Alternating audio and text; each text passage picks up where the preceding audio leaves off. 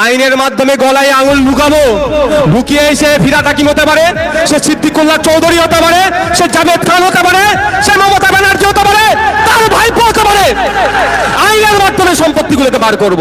ভয় পাচ্ছে তো ওই জন্য দিল্লিতে যা, দিল্লিতে যা। দিল্লি যাব না কালীঘাটে আন্দোলন করব, কেউ বলতে পারবে না।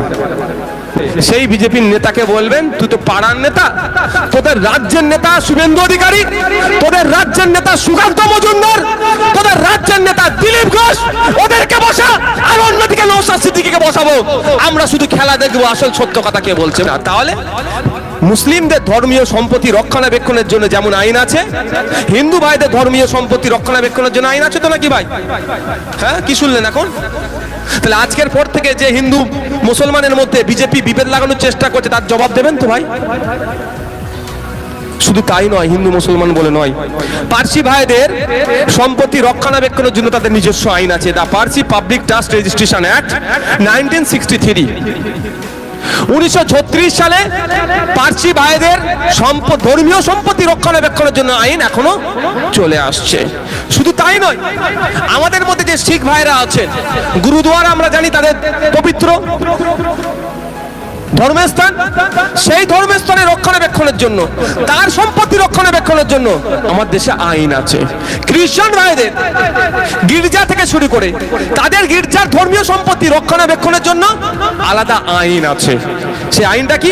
The Sikh endowments or the Sikh gurdwaras and religious endowment act 1973, যে আইনটা এখন চলছে 1973 সালের, সেই আইনটাকে তারা সামনে রেখে তাদের গুরুদুয়ারা যে সম্পত্তি আছে বা ধর্মীয় আচরণ যা হবে ওখানে রক্ষণাবেক্ষণের জন্য আইন আছে। তাহলে প্রত্যেকটা জাতির মানুষের জন্য তাদের ধর্মীয় সম্পত্তি রক্ষণাবেক্ষণ, পরিচালনা, প্রোটেক্ট করার আইন আলাদা আলাদা আছে কিনা নাই ভাই? এটা দ্বারা তো প্রমাণ হলো। এটা শুনে হয়তো বিজেপি নেতারা বলতে পারে কি, এই নওশাদ সিদ্দিকী ভুল বলেছে। সেই বিজেপির নেতাকে বলবেন, তুই তো পাড়ার নেতা, তোদের রাজ্যের নেতা শুভেন্দু অধিকারী, তোদের রাজ্যের নেতা সুকান্ত মজুমদার, তোদের রাজ্যের নেতা দিলীপ ঘোষ, ওদেরকে বসা, আর অন্যদিকে নওশাদ সিদ্দিকীকে বসাবো। আমরা শুধু খেলা দেখবো, আসল সত্য কথা কে বলছে বলেন ওদেরকে। বুঝবে এদের সাহস আছে? অসত্য নিয়ে তোরা আছে। তাই এরা এটা বলে আমাদের হিন্দু মুসলমানের মধ্যে বিভেদ লাগানোর চেষ্টা করছে। এই ফাঁদে আমরা পা দেব না। আচ্ছা, আমার কি এটা শুনতে আপনাদের খারাপ লাগছে? এনার্জি আছে তো? না নাই ভাই, শেষ করে দেবো। এনার্জি আছে তো ভাই? তাহলে আমি শোনাবো। নাহলে ভাই আমি আমার প্রত্যেক দিন বক্তব্য যদি একদিন রেস্ট পাই, একদিন যদি রেস্ট পাই, আমি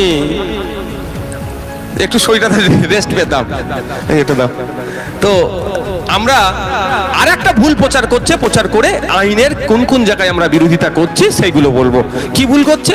ভুল প্রচার হচ্ছে যে ওয়াকফ বোর্ড নাকি যেখানে হাত দেবে সেটাই নাকি ওয়াকফ বোর্ডের হয়ে যাবে। এটা শোনার পরে বিজেপির লোকেরা আমার হিন্দু ভাইদের কাছে কি গিয়ে বলছে, এই তোর বাড়ির সামনে যে তুলসী তলা আছে, আমার হিন্দু ভাইদের কিন্তু ম্যাক্সিমাম বাড়ির সামনে তুলসী তলা থাকে না ভাই। কেন থাকে? ধর্মীয় বিশ্বাস, তারা সেখানে তার মান্যত থেকে শুরু করে রিলিজিয়াস প্র্যাকটিস সেটা করে। তো ওই তুলসী তলার সামনে যদি ওয়াকফ বোর্ড এসে বলে এটা ওয়াকফের জায়গা, দেশের প্রধানমন্ত্রী মোদিজি, দেশের রাষ্ট্রপতি সুপ্রিম কোর্টে কিছু করতে পারবে, এটা ওয়াকফের হয়ে যাবে। ওই জন্য তো ওয়াকফ আইন তুলে দিচ্ছি আমরা, এইভাবে বুঝাচ্ছে। স্বাভাবিকভাবে সহজ সরল ধর্মনিরপেক্ষ পাশাপাশি বসবাস করি কাকা ভাইপোর সম্পর্ক, সেই হিন্দু ভাইটাও কিন্তু ভয় পাবে কি পাবে না ভাই? যতই আপনার আপন হিন্দু হোক না কেন, এই কথা যদি শোনে, মিথ্যা কথা, মনে একটু ভয় ঢুকবে না? ওয়াকফ বোর্ড যদি এসে যায় তাহলে আমার তুলসী তলাটা হাতছাড়া হয়ে যাবে। বলছে ওই মন্দিরটা আছে, ওই মন্দিরে যদি বলে দেয় ওয়াকফের জায়গা, ওই মন্দিরটা ওয়াকফের হয়ে যাবে। ওই ঘরে বললে ওই ঘরটা ওয়াকফের হয়ে যাবে। এইরকম ভাবে মিথ্যা কথা বলে হিন্দু মুসলমানের মধ্যে একটা বিভাজন তৈরি করতে চাইছে। আসলে কেন্দ্রের বিজেপি সরকার ক্ষমতায় আসার আগে কি বলেছিল?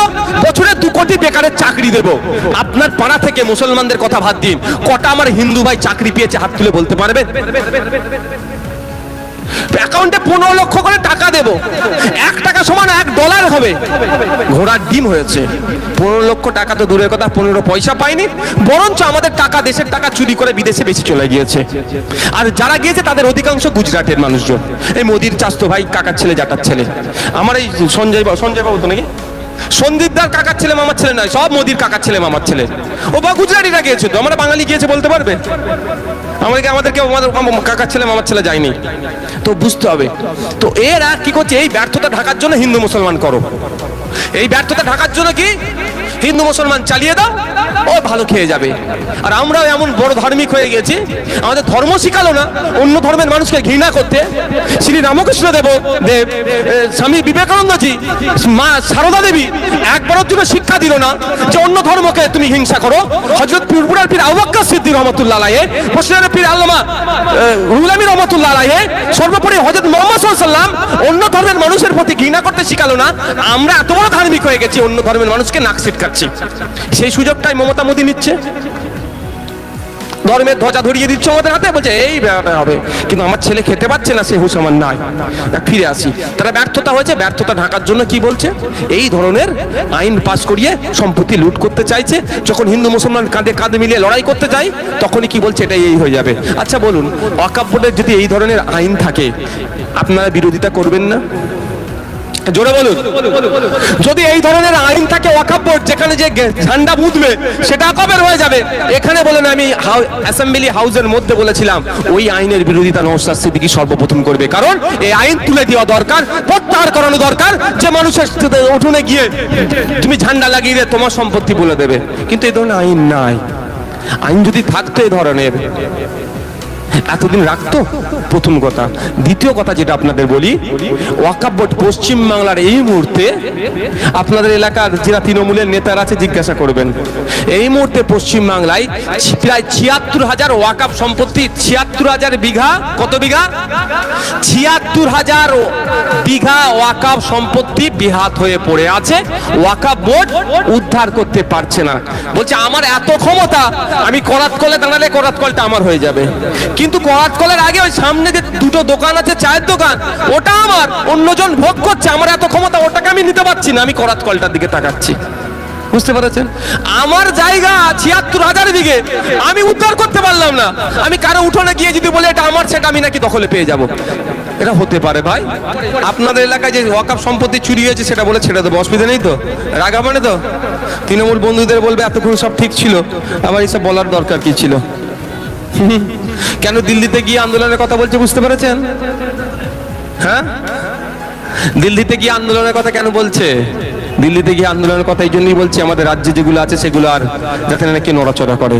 এই আন্দোলন আমরা করছি, মাঠে ময়দানে আন্দোলন করবো শান্তিপূর্ণভাবে, গণতান্ত্রিক প্রক্রিয়াতে, আইনি লড়াই। আগামীকাল সুপ্রিম কোর্টে মামলা আছে, সুপ্রিম কোর্টে মামলা আছে, কার বেঞ্চে হবে? আপনার chief justice of supreme court, নতুন একদম এসেছেন, একদম গাভাই, বি আর গাভাই, বড় ওনার নাম। তো ওই স্যারের এতে হবে। আগামীকাল মামলা আছে, আমারও মামলা আছে, ভারতবর্ষ থেকে অনেকে মামলা করেছে, আপনারা নজর রাখবেন। তো আইনি লড়াই চলবে, মাঠে ময়দানে লড়াই চলবে। তো এইখান থেকে দিল্লিতে যে কেন বলতে হচ্ছে, কারণ হচ্ছে এই আপনাদের বলি, বুঝতে পারবেন কেন বলছে ওরা। বলার কারণটাই হচ্ছে এটা, যে আমাদের, আমি একটু যদি তথ্য দিয়ে এটা ধরে একটু পড়ে নেবো। আপনার কোথায় গেল রে সব কাগজ ফাগজ গুলিয়ে একাকার হয়ে যাচ্ছে। ও, এখানে বলার কারণ হচ্ছে কি জানেন? মমতা ব্যানার্জির আমলে টিপু সুলতানের পরিবার আছে কোথায় জানেন? কলকাতার টালিগঞ্জ এরিয়াতে।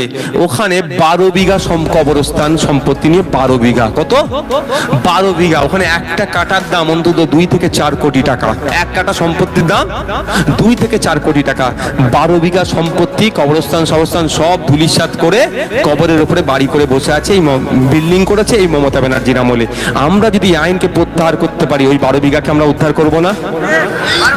আইনের মাধ্যমে গলায় আঙুল ঢুকাবো, ঢুকিয়ে এসে ফিরাদ হাকিম হতে পারে, সে সিদ্দিকুল্লাহ চৌধুরী হতে পারে, সে জাভেদ খান হতে পারে, সে মমতা ব্যানার্জি হতে পারে, তার ভাইপো হতে পারে। আইনের মাধ্যমে সম্পত্তিগুলোকে বার করব। ভয় পাচ্ছে তো ওই জন্য। দিল্লিতে যা, দিল্লি যাবো না কালীঘাট আন্দোলন করব, কেউ বলতে পারবে না।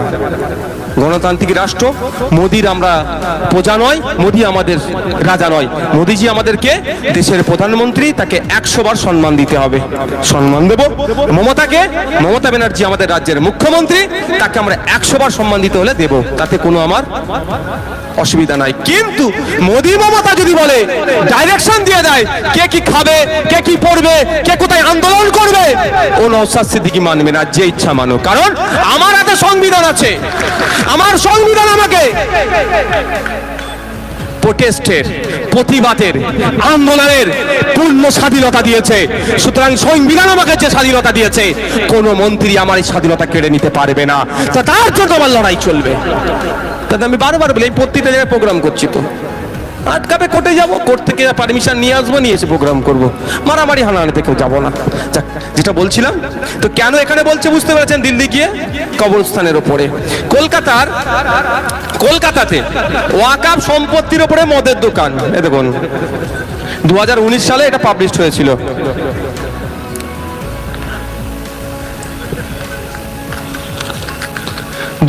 সালে এটা পাবলিশ হয়েছিল,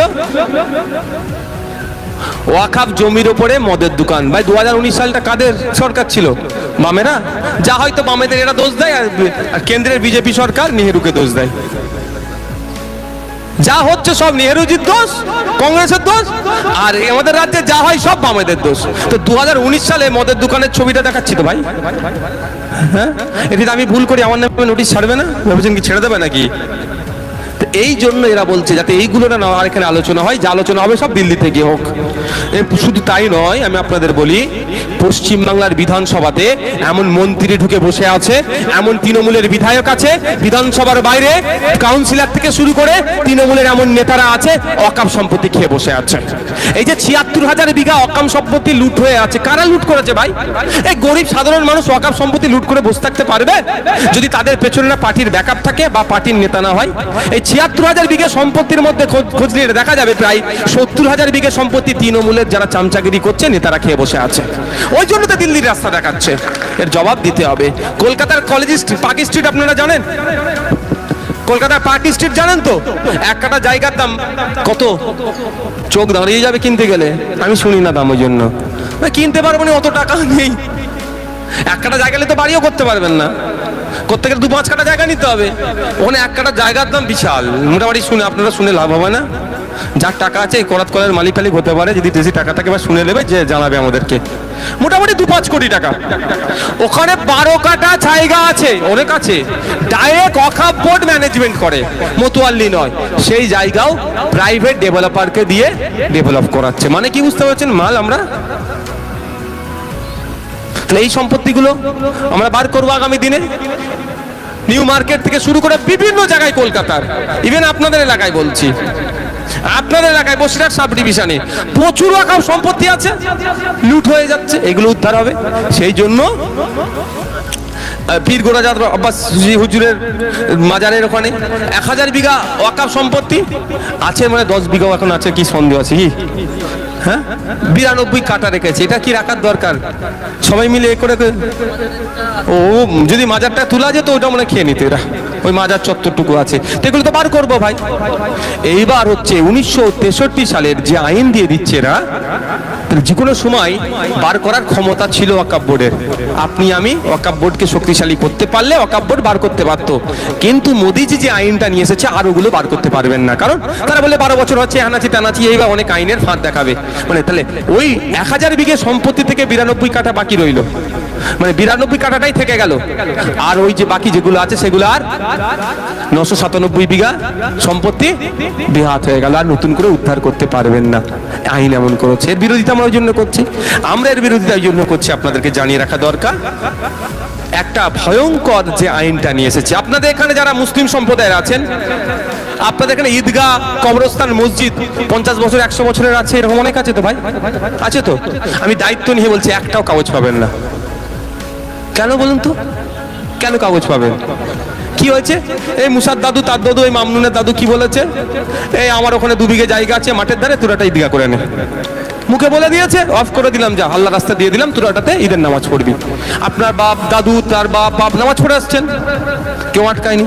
ওয়াকফে লিল্লাহ, মৌখিক অফ করে দিয়েছে। ঠিক এমন কবরস্থানটা, এই তোদের গ্রামের মানুষ, জমিদার মানুষ ছিলেন উনারা, গ্রামে কবরস্থান নেই, কি হয়েছে, যা ওই ওখানে ওই আছে, ওই ওর জমিটা পড়ে আছে 5 বিঘে 7 বিঘে, তোরা কবর দিবি। সে বংশ পরম্পরায় কবর দিয়ে এসছে। তো মৌখিক কি করেছে, মৌখিক দান করেছে, এরকম ভাবে এসেছে। ঠিক একইভাবে মসজিদ, এই সম্পত্তিগুলো ওরা সার্ভে করেছে। সারা ভারতবর্ষে 8 লক্ষ একর মতো জায়গা আছে।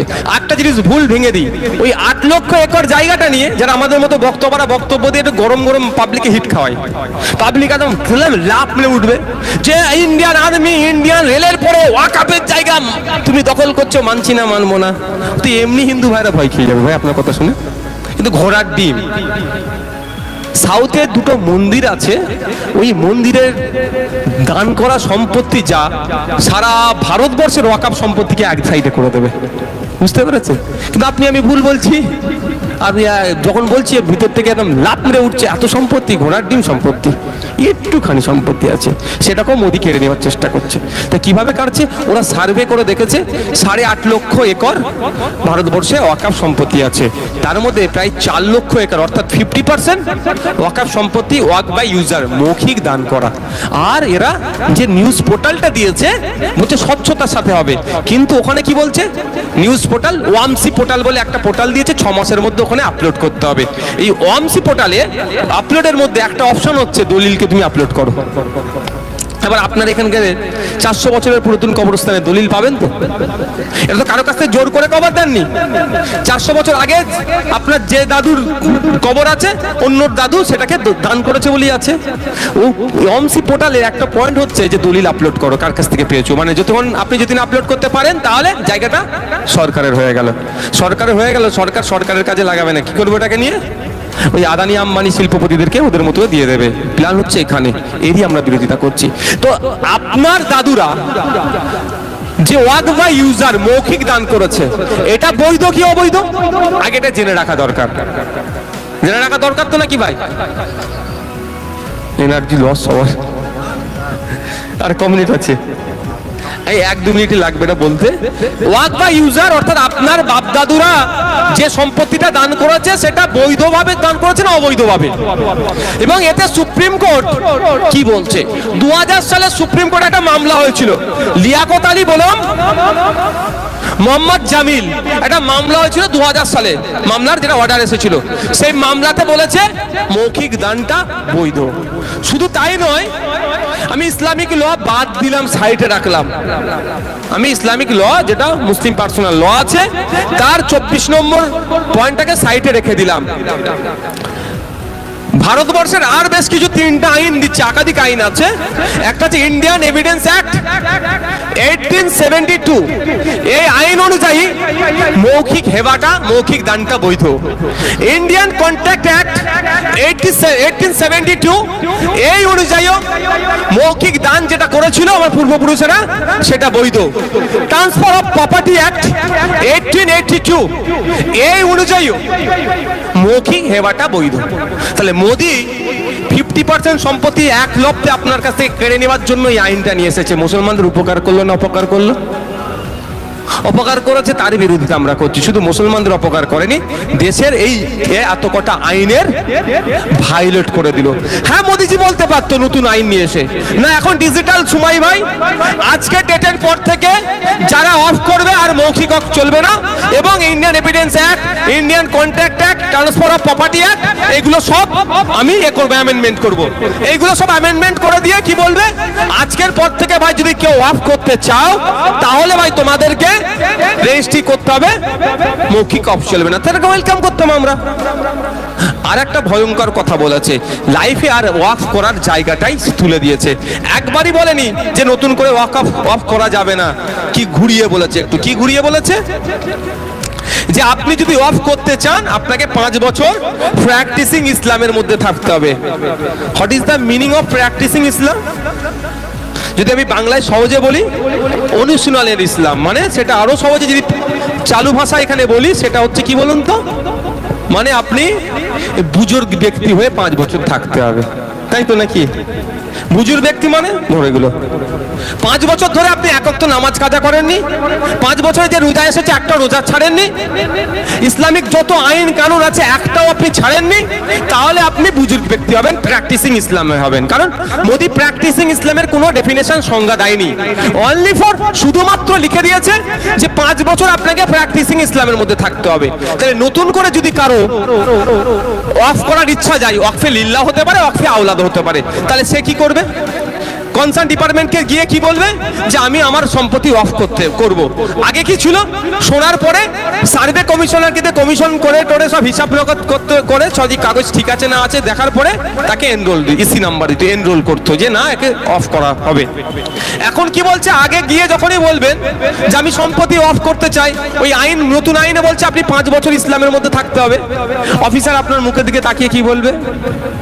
তোমার কপালে দাগ কোথায়? 5 বছর ধরে নামাজ পড়োনি তো? বুঝতে পারছেন না? বলতে পারো তো, কারণ ইসলামের প্র্যাকটিসিং ইসলামের সংজ্ঞাটা বলে দেয়নি, উজ্জ্ব রেখেছে। যদি বলে দিত প্র্যাকটিসিং ইসলামের সংজ্ঞা এটা এটা এটা এটা, তাও একটা মেনে নেওয়া যেত বা এটা নিয়ে চর্চা করা যেত, তাও শুধু প্র্যাকটিসিং ইসলাম। আচ্ছা বলুন, কোন হিন্দু ভাইকে যদি বলা হয় তুমি দেব, হতে ইচ্ছা হতেই পারে, দাদার ইচ্ছা গেছে, আমার দাদা বিশ্বজিতার ইচ্ছা গেছে কালী ঠাকুরের নামে 2 বিঘে জায়গা দেবো, বিশ্বজিতার ইচ্ছা গেছে সরস্বতী ঠাকুরের না বিদ্যার ঠাকুর বলে এনারা মানেন যে আমি 5 কাঠা জায়গা দেব, আমাদের রাকেশের ইচ্ছা গেছে কালী ঠাকুরের নামে জায়গা দেবো। এবার রাকেশকে যদি বলে 5 বছর ধরে তোমাকে হিন্দু হতে হবে, খোঁজ নিয়ে দেখুন হয়তো পুজো ঠিকঠাক করতে, মন্ত্র ঠিক জানে না, সবটা হতে পারে ভাই, সবাই তো জানবে না ব্যাপারে। তাহলে বেচারি তাহলে যদি ঠাকুরের নামে সম্পত্তি দিতে পারবে না, ওটা ইনজাস্টিস হচ্ছে না? ওর সাথে ইনজাস্টিস হচ্ছে না? তো এইভাবে মুসলমানদেরকেও এবার গেল গিয়ে বললো যে আমি কান করব, বললো তুমি তো নামাজ পড়োনি, তোমার কপালে দাগ কোথা? মোটামুটি কপালে টানা হিচড়া করে দাগ নিয়ে গেছে। আর যেই বলে যে আমি সম্পত্তি দেবো, কপালে দাগ আছে, দেখো আমি মাঝারটা নামাজি, বললো 33 আয়াতটা একবার পড়তো। এখানে এখানে যারা আছে বলুন তো একবার মুসলমানরা কতজন 33 আয়াত পড়? আমি কাউকে পরীক্ষা করব না, বুঝতে পারছো? তাহলে তুমি তোমার সম্পত্তি আর দিতে পারবে না। আমি 33 আয়াতের কথা ছেড়ে দিলাম, আমি ধরলাম উনি জানেই না 33 আয়াত কি জিনিস। যদি বলে এবারে রমজান মাস গিয়েছে, 29টা রোজা হয়েছে, তুমি তো 25টা রোজা রেখেছো, 4টা কেন তুমি দিয়েছো? তুমি তাহলে 5 বছর ধরে প্র্যাকটিসিং ইসলামের মধ্যে নাই, তুমি সম্পত্তি দিতে পারবে না। মানে নতুন করে সম্পত্তি অফ করার জায়গা বেঁধে দিল। হয়তো গেছেন, গিয়ে প্যান্ট পরে গিয়েছেন, গাঁটের নিচে হয়তো কাপড়টা আছে, এই তুমি ইসলামিক কানুন কেন মানোনি, তুমি অফ করতে পারবে না। মানে যেটা চেষ্টা, যেমন মানে আমি পুলিশের বদনাম করছি না, পুলিশ আমাদের বাড়ির সদস্য, পুলিশ আমাদের পরিবারে।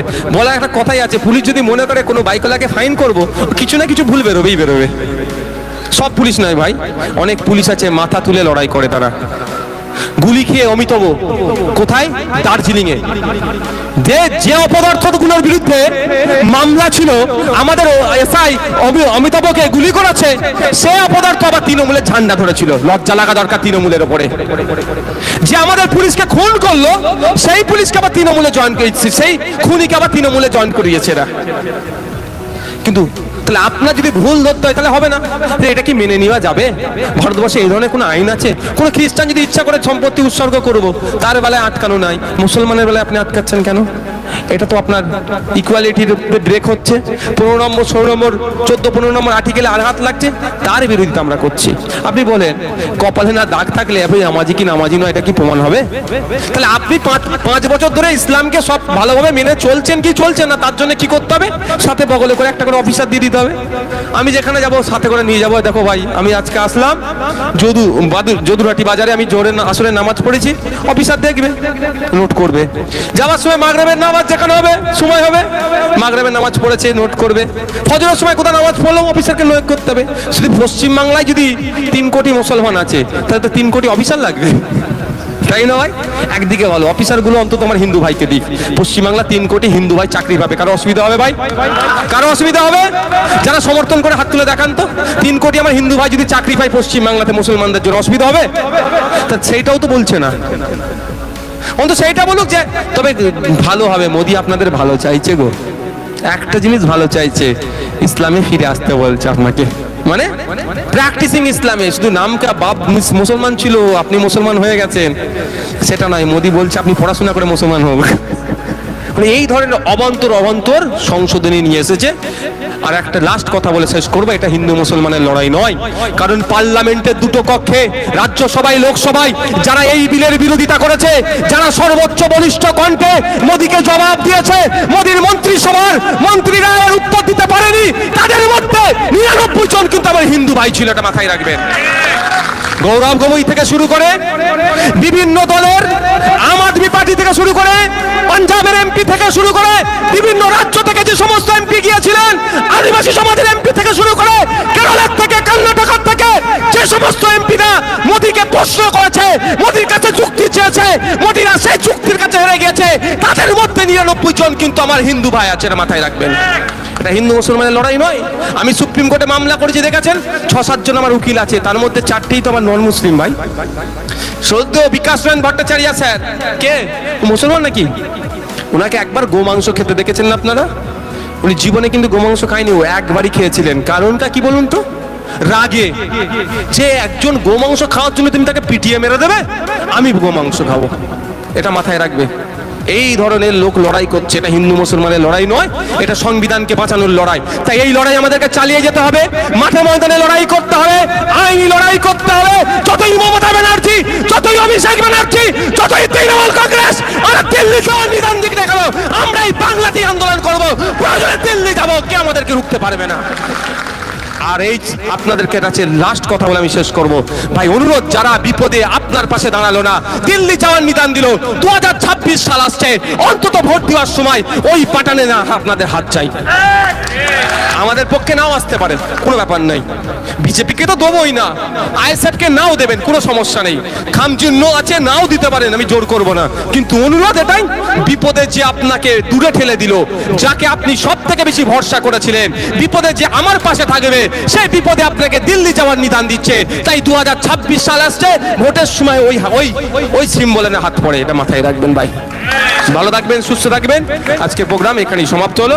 ধন্যবাদ সকলকে, প্রশাসনের বন্ধুকে, মিডিয়ার বন্ধুকে, যারা এসেছেন প্রত্যেককে ধন্যবাদ জানাই। আপনারা যেরকম ধীর স্থির ভাবে এসেছেন, আস্তে আস্তে ধীর স্থির ভাবে এখান থেকে আপনারা বিদায় নেবেন।